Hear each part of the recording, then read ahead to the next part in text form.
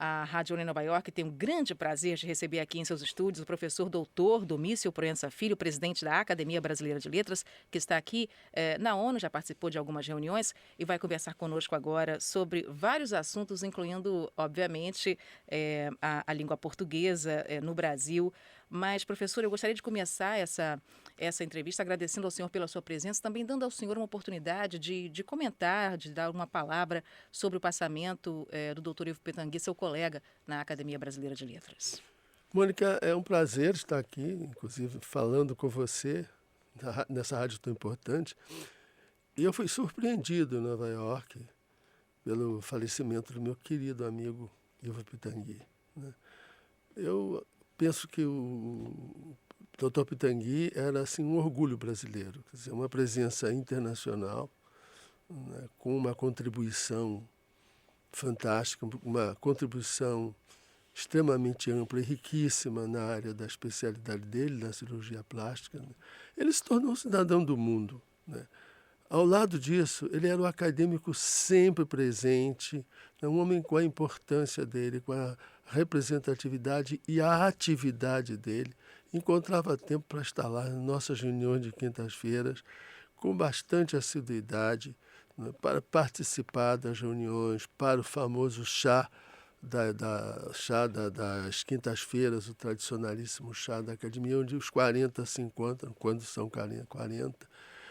E, ao mesmo tempo, nós estreitamos uma amizade de conversa próxima a cada quinta-feira e de outras instâncias. Então, eu senti muito, embora não vou dizer que não fosse uma expectativa. Eu, quando vim para cá, eu sabia que eu poderia ser surpreendido realmente como fui. Mas nós nunca esperamos isso, né? A academia está pensando em organizar alguma cerimônia em homenagem a ele? Normalmente, quando falece um acadêmico, ele é velado na Sala dos Poetas da Academia, recebe a homenagem de todos os seus companheiros e uma mensagem de despedida que é proferida pelo presidente. Uhum. No caso, diante da realização da Olimpíada de 2016, a Academia entrou em recesso. Uhum. Nós estamos em recesso desde o começo da Olimpíada até o dia 23. E, com isso, fechada a academia, não houve esta cerimônia, mesmo porque a família optou pela cremação. Isso. Então, normalmente, uma semana após o passamento, nós realizamos a sessão de saudade, em que todos os acadêmicos falam sobre o companheiro que partiu. Então deve ser realizada. Nós vamos realizar na primeira quinta-feira, depois do dia 23, que é dia 25, nós faremos então a sessão de saudade. Cada um dos acadêmicos fala em homenagem ao Pitangui, no caso, e depois o presidente declara aberta a vaga. Doutor Domício, quando a gente fala de língua portuguesa, de Academia Brasileira de Letras, responsável pelo VOLP, né, como está ali na página, mas nós sabemos também que o Instituto Internacional de Língua Portuguesa, o ILP, está trabalhando de maneira árdua até no VOC, o vocabulário comum. Qual é a participação do Brasil nessa iniciativa? O VOLP, é curioso, é bom esclarecer. O VOLP é a 5ª edição, né, atualizada de acordo com o acordo de 1990. Quando o acordo foi aprovado, a 4ª edição estava esgotada. Então, a Academia resolveu fazer a 5ª edição e, obviamente, colocou a 5ª edição dentro das novas regras num primeiro momento. E o que aconteceu? Curiosamente, o VOLP no Brasil passou a ser a referência. Uhum. Não só no Brasil, mas isso se estendeu também. Enquanto isso, Portugal se organizava e, através do ILP, lançava o VOC, né? Que foi, inclusive, disponibilizado na rede. Então, nós tivemos o vocabulário português, vocabulário na versão portuguesa, efetivamente o vocabulário ligado ao acordo de 1990, e a 5ª edição do vocabulário da Academia, que o nosso companheiro acadêmico Evanildo Bechara, grande professor, o nosso maior filólogo, Ele foi o encarregado de fazer isto com a sua equipe, lá naturalmente do setor de lexicologia e lexicografia da academia. Ele foi encarregado de preparar a edição em tempo recorde. Então, claro, é uma edição em processo de permanente aperfeiçoamento. Né? Obviamente, um acordo como esse, sobretudo a sua praticidade num primeiro momento, ela é o início de um processo.